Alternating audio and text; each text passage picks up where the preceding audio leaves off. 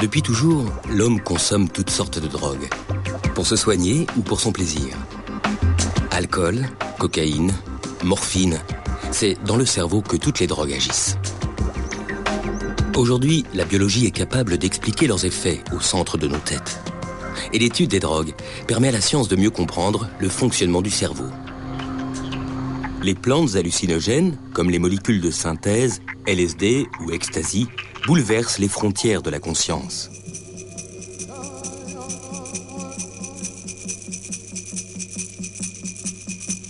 Peyote, champignons, ayahuasca, pour communiquer avec le monde des esprits, sorciers, guérisseurs et chamans ont toujours utilisé des plantes hallucinogènes.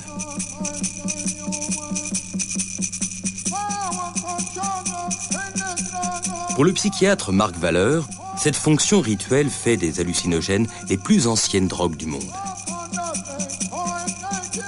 On peut penser que les hallucinogènes sont probablement les premières drogues connues de l'humanité à travers la rencontre avec des champignons. On sait bien que certains théoriciens ont fait de la rencontre avec les hallucinogènes le début même de l'humanité. Il est possible que les premières religions du monde aient été le culte de champignons hallucinogènes chez les Suméro-Babyloniens. Et on sait que dans les cultures chamaniques, l'usage d'hallucinogènes est le mode privilégié de contact entre les hommes et les dieux, entre le monde profane et le monde sacré.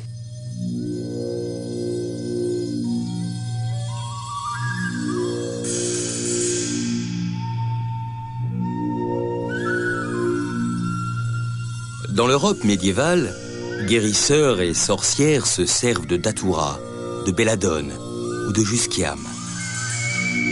Des plantes dont les effets hallucinogènes sont à l'origine des récits de sabbat et de vols de sorcières en balai.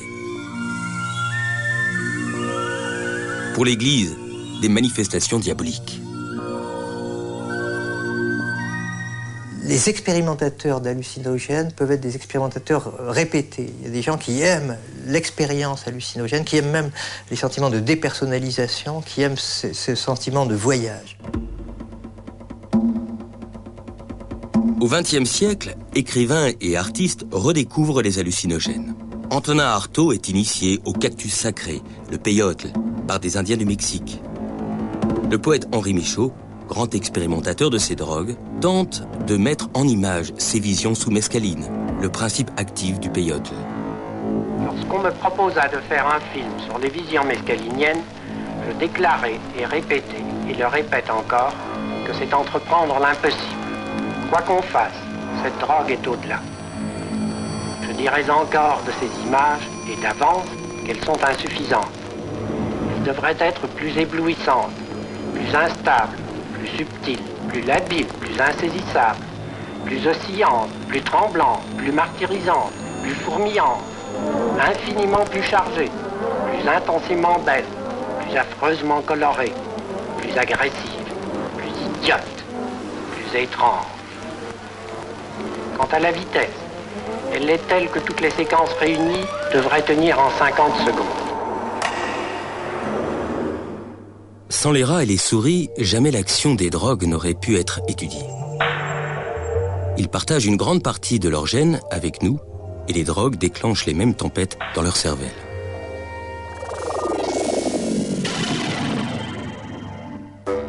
En fait, l'humanité tout entière a une dette morale envers ces petites bêtes. On peut droguer les rats, manipuler leurs gènes, et même les découper en morceaux.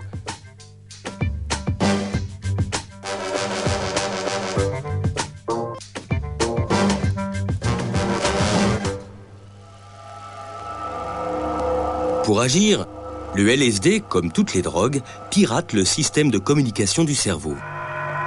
Car notre cerveau passe le plus clair de son temps à bavarder avec lui-même. Son bon fonctionnement repose sur un dialogue incessant entre nos 100 milliards de cellules nerveuses, les neurones. Pour faire circuler l'information, les neurones s'envoient des messagers chimiques qu'on appelle les neurotransmetteurs. Que ce soit la douleur, le plaisir ou le rythme des échanges d'informations, les neurotransmetteurs régulent un équilibre subtil et complexe, dont dépend l'ensemble des fonctions de notre organisme. Entre chaque neurone, il existe un petit espace où règne une intense activité. C'est ici, dans la synapse, que les neurotransmetteurs agissent. Pour faire circuler l'information d'un neurone à l'autre, ils s'emboîtent dans les récepteurs qui leur correspondent. Les hallucinogènes sont peu étudiés par les scientifiques. Frank Vollenweider dirige une des rares équipes dans le monde qui se consacre à l'étude de leur mécanisme d'action dans le cerveau. J'étais personnellement intéressé par le phénomène de perte des frontières de l'ego, et les drogues comme le LSD sont parmi les rares molécules que l'on peut utiliser pour créer ce genre d'état dans des conditions expérimentales. Il n'y a pas d'autres drogues qui provoquent une altération si profonde des frontières de l'ego. Ça commence avec un apaisement des relations entre le corps et son environnement. L'esprit est profondément modifié. On pense qu'on se fond avec l'environnement, voire avec le cosmos, dans un état extatique. C'est une expérience profonde et nous n'avons aucune idée de comment ça marche.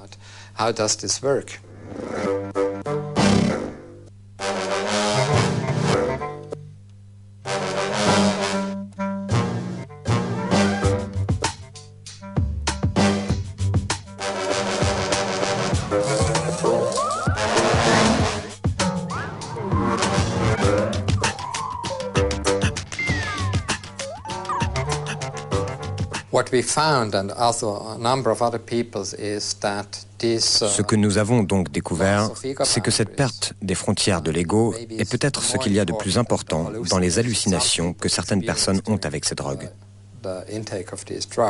Parce que cette perte des frontières de l'ego peut mener, si c'est vraiment extrême, à une sorte d'état mystique, ce que l'on appelle l'unio mystica.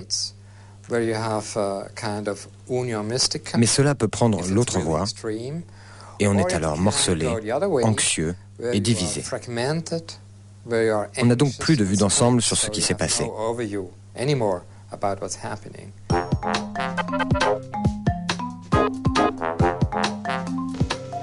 La presse entière s'est emparée du plus mystérieux et du plus tragique fait divers de ces dernières années, l'affaire du pain qui rend fou. La paisible petite ville de Pont-Saint-Esprit a été la proie de ce mal inexplicable qui a frappé près de 200 personnes. Des crises de folie hallucinatoires dues à la présence dans le pain de l'ergotine, le poison des céréales, ont fait plusieurs morts. La vente du pain a été aussitôt interdite et à Pont-Saint-Esprit, les biscottes ont complètement disparu. Le passage de ces corbillards devant une boulangerie close, c'est ce que la justice reprochera à un minotier qui avait trop aimé l'argent. Cette ville française doit son intoxication à l'ergot de seigle. C'est en étudiant les dérivés de ce parasite des céréales que le chimiste suisse Albert Hofmann, à la recherche d'un remède contre la migraine, invente en 1943 une drogue qui va bouleverser toute une génération, l'acide lysergique diéthylamide, plus connu sous le nom de LSD.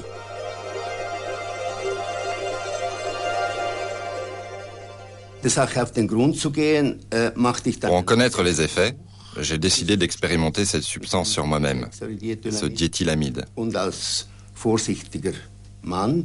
En tant qu'homme prudent, j'ai commencé avec la quantité la plus petite possible, capable néanmoins de faire de l'effet, c'est-à-dire un quart de millième de gramme.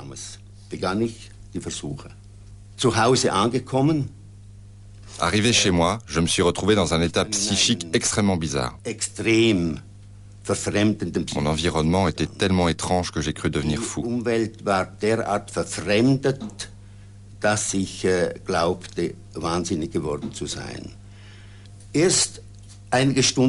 Ce n'est que quelques heures plus tard, quand je me suis rendu compte que les symptômes s'estompaient, que j'ai pu alors jouir pleinement de cet état de conscience extraordinaire.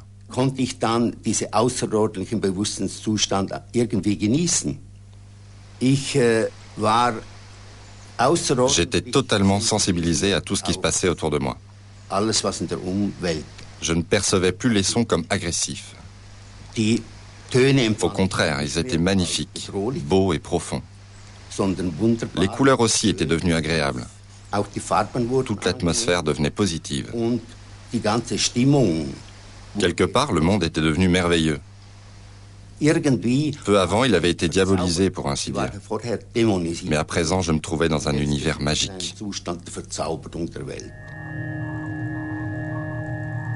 Après la Deuxième Guerre mondiale, la CIA s'empare du LSD et le teste comme sérum de vérité.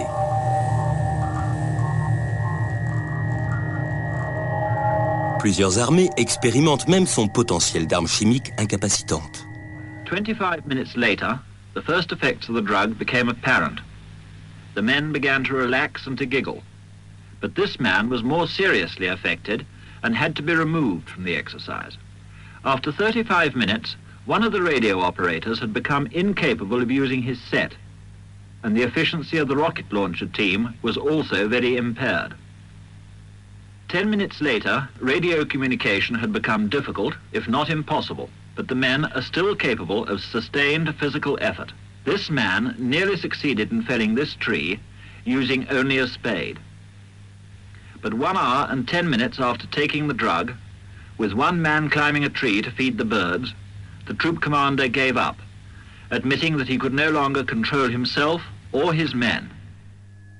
En 1954, l'écrivain Aldous Huxley publie Les Portes de la Perception, un livre qui raconte ses visions sous mescaline et fait découvrir l'expérience psychédélique au grand public. Pensez-vous que les écrivains d'anticipation pourraient en tirer un bénéfice ? Eh bien, je pense que les gens qui pourraient en bénéficier le plus sont les professeurs. Je pense qu'il serait excellent que quiconque ayant des idées fixées, une certitude absolue sur les choses, prenne cette substance.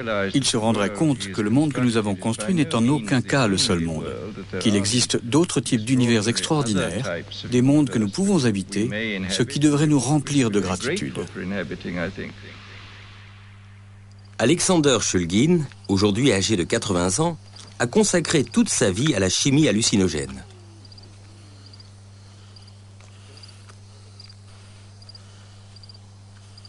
Dans son petit laboratoire à domicile, près de San Francisco, il a inventé plus de 150 molécules psychédéliques. Il est considéré comme un chimiste de génie et ses résultats sont publiés dans les revues scientifiques. Je crois que le terme utilisé par Huxley, les portes de la perception, est tiré de l'œuvre de William Blake. Je crois qu'il dit, si les portes de la perception étaient ouvertes, toute chose apparaîtrait à l'homme telle qu'elle est. Et je pense que faire en sorte que chaque chose soit disponible et perceptible de la manière où Huxley lui-même l'entendait dans ses écrits est une chose dangereuse. C'est la schizophrénie. On a accès à tout. Regarde ça. Je me souviens de ça, de ça. Je me souviens d'avoir parlé à Dieu et je me souviens de tout ce qui s'est passé. On n'est plus capable de se comporter sans danger en société. C'est le côté négatif des portes de la perception.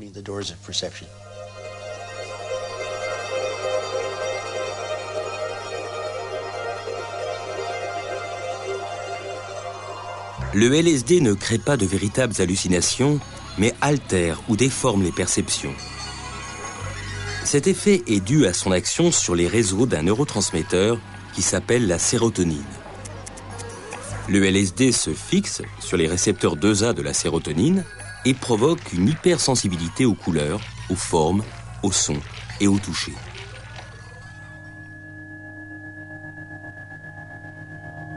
Dans les années 40 et 50, des psychiatres américains s'intéressent au LSD qui induit des états proches de la psychose pour essayer de comprendre les mécanismes de la schizophrénie.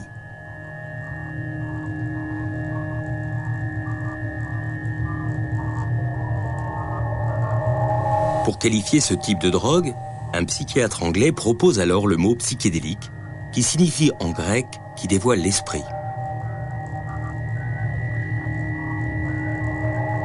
Au début des années 60, un professeur en psychologie de Harvard, Timothy Leary, devient un fervent prosélyte du LSD.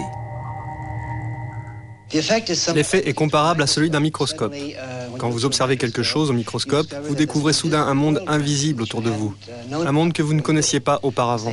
C'est la même chose avec les drogues psychédéliques.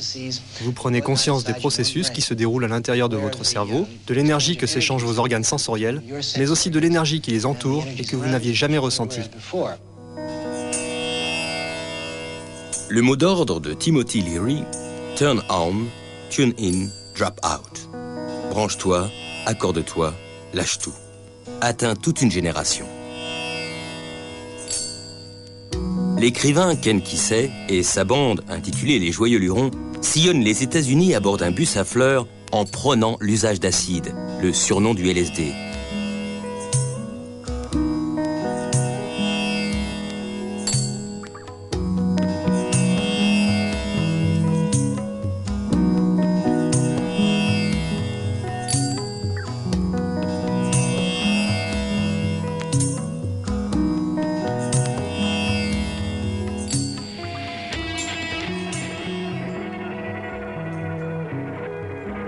Au milieu des années 60, la consommation de drogues psychédéliques explose. Le LSD accompagne le mouvement hippie, le bouillonnement artistique et musical de la contre-culture et la vague pacifiste. Des politiciens déclarent même que l'acide est plus dangereux que la guerre du Vietnam. En 1966, les États-Unis, suivis par d'autres pays, finissent par interdire le LSD et toutes les drogues psychédéliques.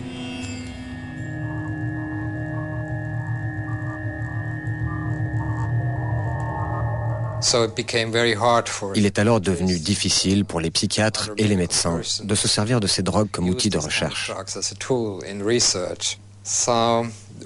La recherche a donc vraiment décliné. Puis, avec le développement des nouveaux outils dans les années 80 et 90, on est revenu à la question de savoir comment ces drogues agissent sur le cerveau, comment elles affectent les neurones.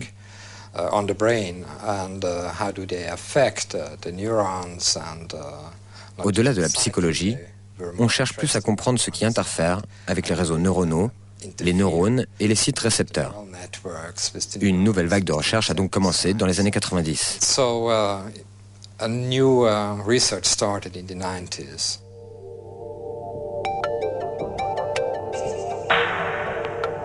Les rats ne peuvent pas raconter leur vision sous LSD. Mais c'est en observant ce qui se passe dans leur cerveau qu'on a commencé à comprendre les mécanismes d'action des drogues psychédéliques. There seems to be an interaction between the effects of the drug and stress. When you give a large dose of either mescaline or LSD, one of the things that you notice is it produces catatonic behavior. Like this animal had a large dose of LSD, and you can see how relaxed he is, and you swing him around. The difference between a rat without any hallucinogen. One of the main things, you put him in a very bizarre posture and he just stays there, which is not true for a normal animal.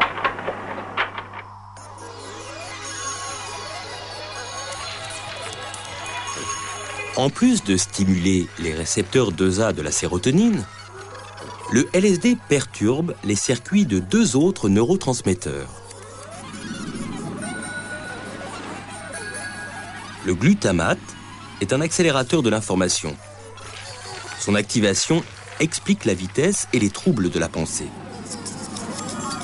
La stimulation des circuits de la dopamine explique quant à elle la sensation d'euphorie. Il y a beaucoup d'effets secondaires.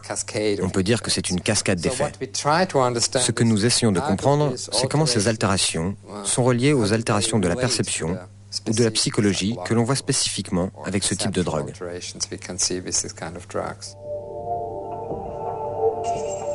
Au début des années 90, de nouvelles techniques d'imagerie cérébrale font leur apparition. La tomographie par émission de positons et l'imagerie par résonance magnétique fonctionnelle permettent d'observer les zones du cerveau activées par les drogues. Franz Vollenweider et son équipe décident alors de reprendre à zéro l'étude des hallucinogènes avec ces nouveaux outils. We think that, on the one hand, the profound alterations we can see with these drugs. Nous pensons que, d'un côté, la profonde altération que l'on constate avec ces drogues quand les gens sont dans un état euphorique et extatique nous donne une idée de comment le cerveau est organisé et comment il fonctionne lorsqu'on est dans cet état extatique.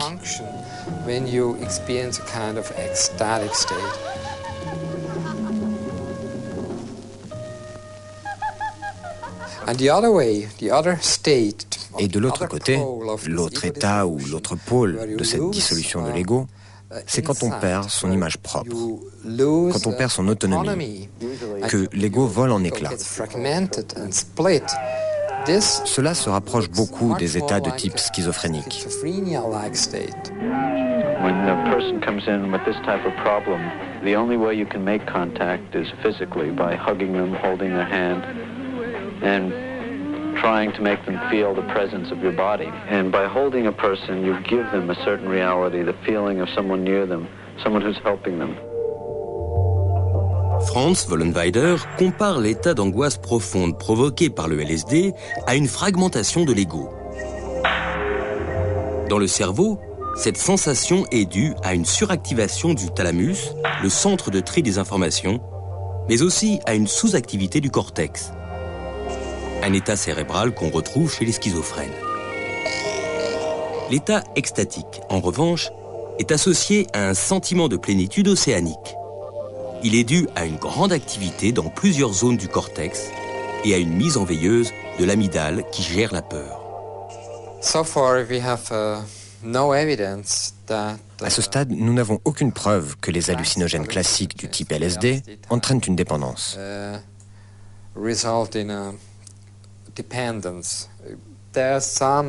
Il peut y avoir une certaine dépendance psychologique, mais il n'y a pas de symptômes somatiques de manque chez les personnes qui arrêtent de prendre ces drogues. C'est une spécificité des hallucinogènes. Alexander Shulgin teste les effets de chaque nouvelle molécule sur lui-même et sa femme Anne. Puis avec un groupe de volontaires.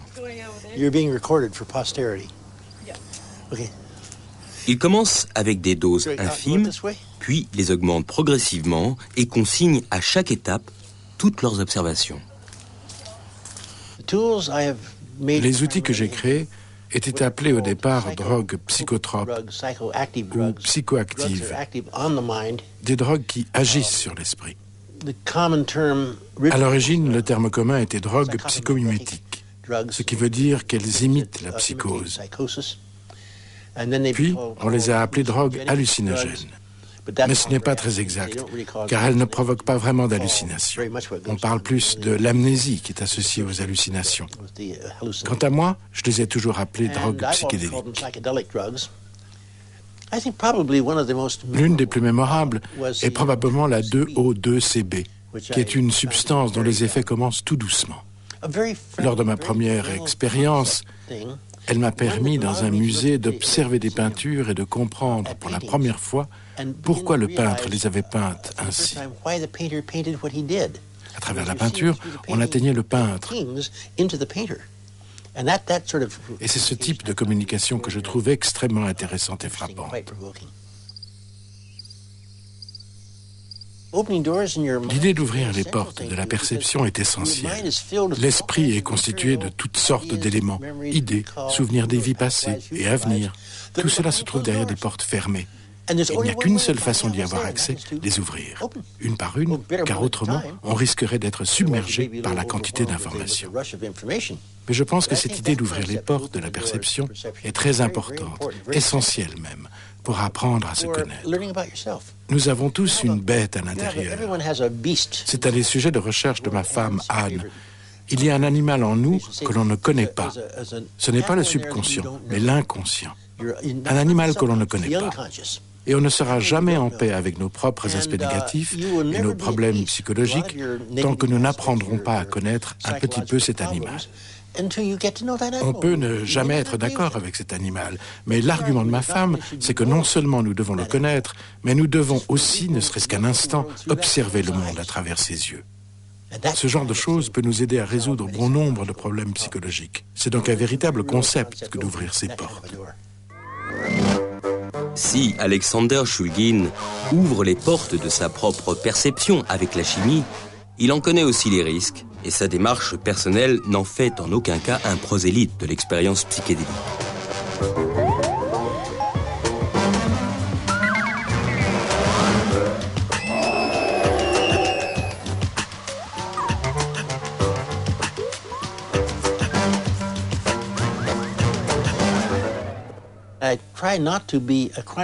J'essaie de ne pas devenir un utilisateur chronique de produits psychédéliques. C'est la découverte que je trouve excitante. Pas l'exploitation, mais la découverte. et je veux rester capable de le faire. La plus célèbre découverte d'Alexander Shulgin, c'est l'ecstasy, qui va devenir la plus populaire des nouvelles drogues chez les jeunes. En fait, la molécule de l'ecstasy, le MDMA, a été inventée et brevetée en Allemagne en 1914 sans qu'on lui trouve une utilité. Elle a aussi été testée par la CIA comme sérum de vérité, sans résultat. Alexander Shulgin s'y intéresse dans les années 70 et lui trouve un profil très particulier. On lui a donné le nom d'Adam, ou ecstasy. On l'a appelé ecstasy quand il est devenu illégal comme produit, puis vendu et utilisé pour la danse. Ça tient de la même idée. La danse fait tomber les barrières. Elle permet aux gens d'interagir les uns avec les autres pendant un certain laps de temps. Le terme ecstasy était très répandu, mais le terme médical généralement utilisé était Adam. Pour ma part, je continue à l'appeler méthylène dioxyméthamphétamine, MDMA. Toutes les drogues du type MDMA sont très différentes des hallucinogènes. D'abord parce qu'elles ne provoquent pas d'hallucinations, c'est très rare, peut-être seulement avec de très fortes doses.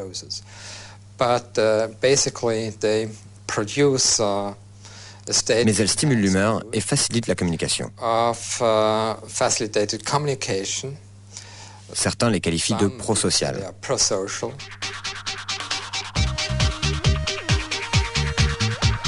Pendant quelques années, le MDMA est utilisé par des médecins dans des psychothérapies.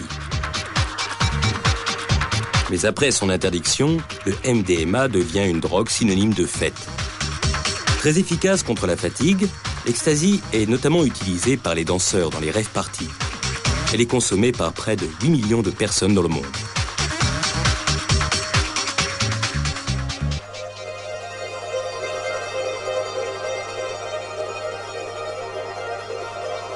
Comme le LSD, l'ecstasy agit sur le circuit de la sérotonine, mais elle cible un tout autre mécanisme. Dans un cerveau sans drogue, quand elle a achevé sa mission, la sérotonine est recaptée par une sorte d'aspirateur moléculaire, le transporteur. Ce nettoyage permet à la synapse de se tenir prête pour recevoir un autre message. L'ecstasy bloque le transporteur de la sérotonine, un important régulateur de l'humeur. Une cascade de sérotonine se déverse alors dans les neurones et provoque une sensation de joie et d'empathie. Le problème, c'est que les stocks de sérotonine se vident complètement. Les neurones ne peuvent plus fonctionner comme avant. On pense que si l'on prend 2 ou 3 comprimés de cette drogue, le stockage est diminué et 2 ou 3 jours sont alors nécessaires pour que le stock se remplisse à nouveau. C'est typiquement ce qui arrive à environ un tiers des sujets étudiés. Avec une seule dose, après 2 ou 3 jours, ils déclarent ressentir un blues de milieu de semaine. À l'échelle des cellules, l'ecstasy agit sur les neurones à sérotonine. Avec les techniques d'imagerie médicale, on peut maintenant voir quelles régions du cerveau sont atteintes par la drogue.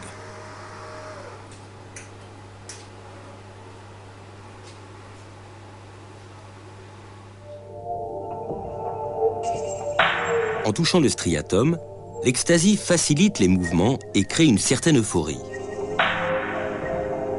Elle agit aussi sur l'amygdale, ce qui explique la disparition des peurs, peur des autres, peur de soi-même, et génère cette fameuse empathie que recherchent ces consommateurs.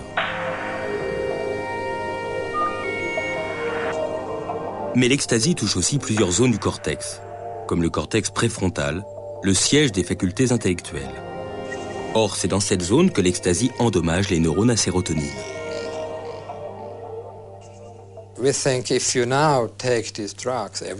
On pense que si la drogue est prise chaque week-end, l'état du cerveau peut être profondément changé, parce qu'il s'agit alors d'un traitement chronique et non plus d'une dose unique.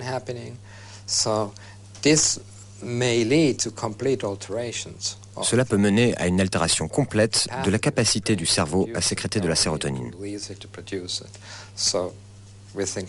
C'est le mauvais côté du MDMA, si on l'utilise fréquemment.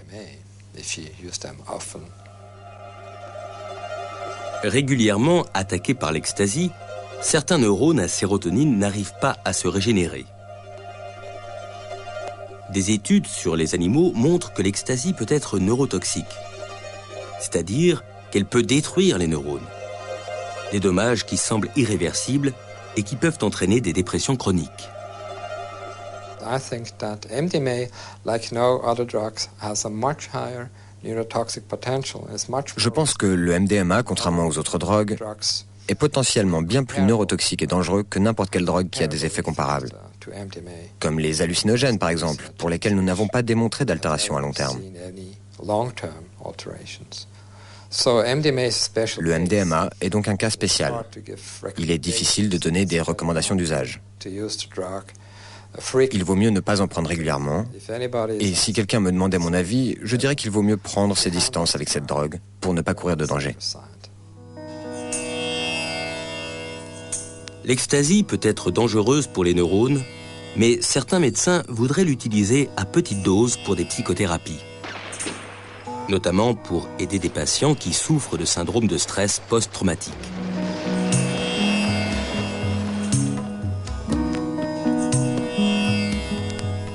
C'est l'état de choc des vétérans du Vietnam qui a permis aux médecins d'identifier ce trouble psychiatrique qui n'avait alors pas d'existence officielle.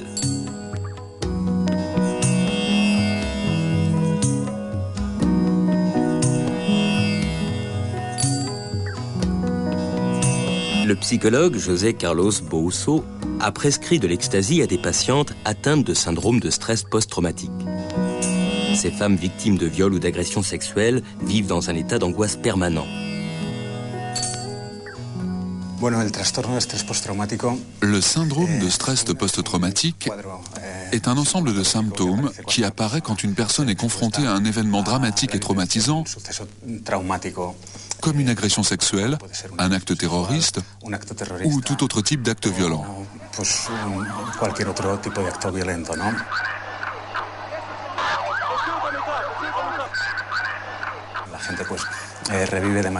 Ces personnes revivent l'événement traumatique de manière incontrôlée et avec la même charge émotionnelle qu'au moment de l'événement.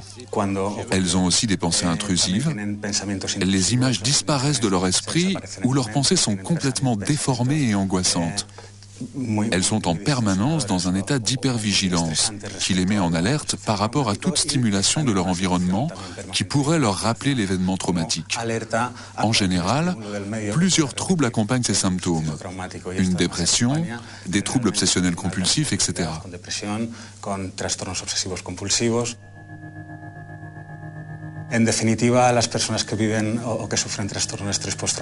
En définitive, les personnes qui souffrent d'un trouble de stress post-traumatique ont tendance à voir le monde comme un lieu menaçant et à se considérer eux-mêmes comme incapables d'agir dans ce monde. Y la MDMA actúa de manera muy específica sobre el miedo, ¿no? Haciendo que las personas, pues bueno, los mayores miedos que no tienen que ver con los miedos propios. Le MDMA a un effet très spécifique sur la peur. Il n'agit pas sur toutes les peurs liées à la vie courante ou à l'expérience de la vie, mais il agit précisément sur les peurs causées par un trouble ou une situation particulièrement stressante. C'est comme si le MDMA ciblait directement cette peur et l'éliminait, ou du moins la réduisait, pendant son temps d'action pharmacologique. Cela permet aux personnes de travailler leur état interne sans être dans un état de peur permanente.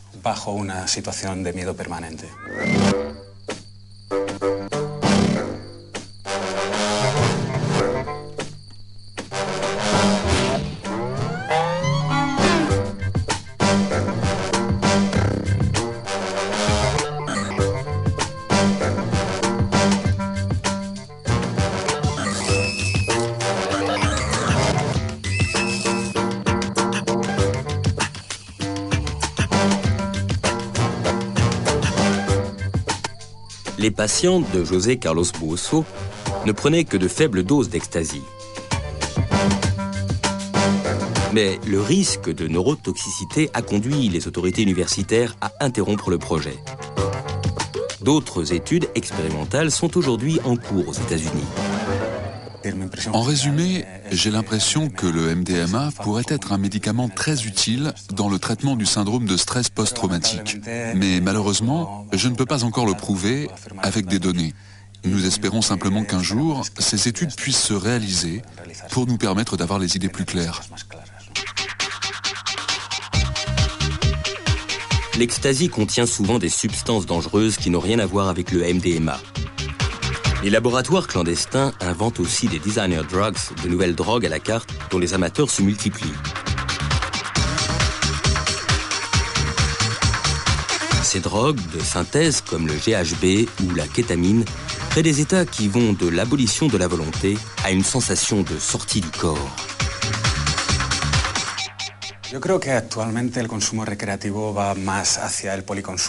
Je pense qu'aujourd'hui, la consommation de drogues récréatives se dirige vers une polyconsommation.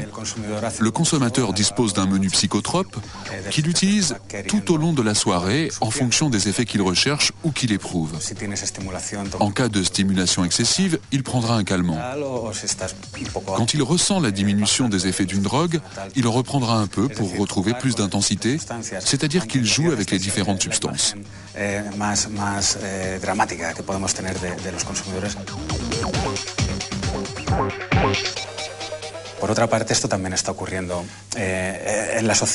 On retrouve aussi ce schéma dans la société normale, où nous avons de plus en plus de drogues ou de substances appelées drogues de style de vie, comme par exemple le Viagra pour le traitement de l'impuissance, ou les antidépresseurs qu'on commence à utiliser pour des personnes qui ont peur de parler en public.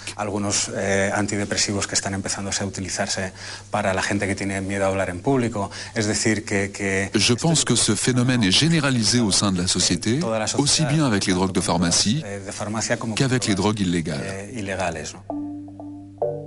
Interrogés sur ce que seront les drogues de demain, scientifiques et psychiatres pensent d'abord aux traitements médicaux.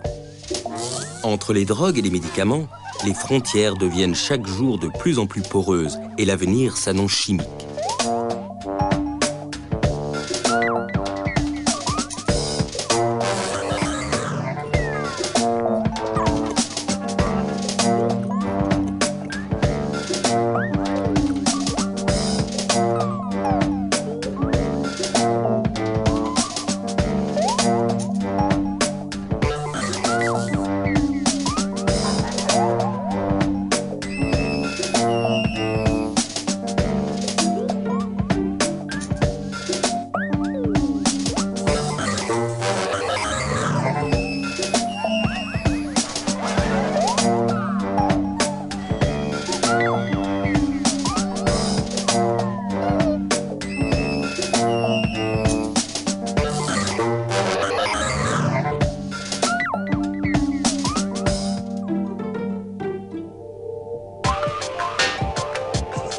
La civilisation sous pilule. Un cauchemar qu'avait décrit Aldous Huxley dès 1932.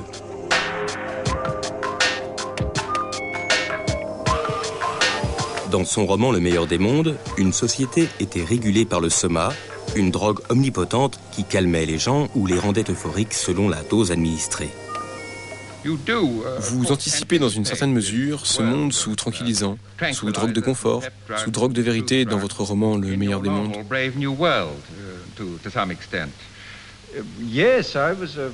Oui, bien sûr, mais j'avais projeté ce futur dans 500 ou 600 ans. Et c'est plutôt alarmant de penser que 27 ans plus tard, un bon nombre de ces prédictions sont déjà arrivées. Et elles sont arrivées comme un retour de bâton.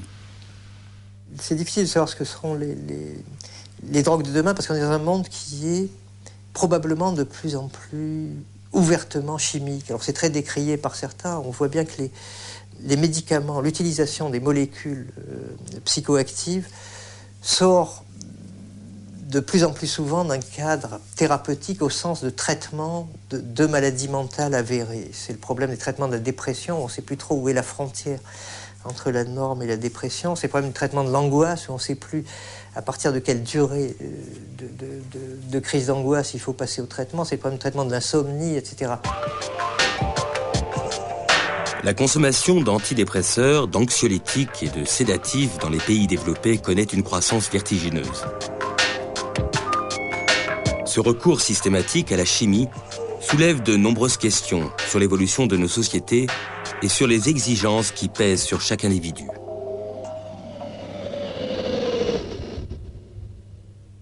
La realidad es que parece ser que ahora mismo pues las drogas del futuro se podría decir que son quizá los Je pense que les drogues du futur sont plutôt les antidépresseurs. Dans le monde occidental, les indices de dépression augmentent de manière exponentielle. Mais si ces médicaments étaient efficaces, ou aussi efficaces qu'on veut nous le faire croire, les indices de dépression seraient certainement moins élevés. Je veux dire que la médecine du futur doit être une médecine qui répond à la société et aux problèmes psychologiques de la société, et non l'inverse. Nous vivons dans un monde qui va connaître de plus en plus de troubles d'anxiété, de stress ou de dépression.